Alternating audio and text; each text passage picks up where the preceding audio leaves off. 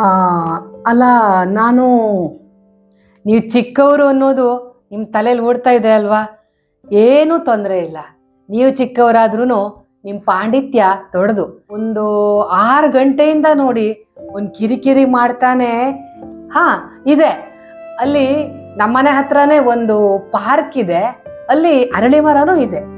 ಹಾ, ಹಾಗಿದ್ರೆ ಒಂದು ಕೆಲಸ ಮಾಡಿ, ಪ್ರತಿದಿನನೂ ನೀವು ಅವನ್ ಕರ್ಕೊಂಡು ಹೋಗಿ ಅರಳಿ ಮರನ 4 ಸುತ್ತು ಪ್ರದಕ್ಷಿಣೆ ಹಾಕಿ, ಆಮೇಲೆ ಅಲ್ಲೇ 1-2 ತಾಸು ಸಮಯ ಕಳೆದು ಬನ್ನಿ.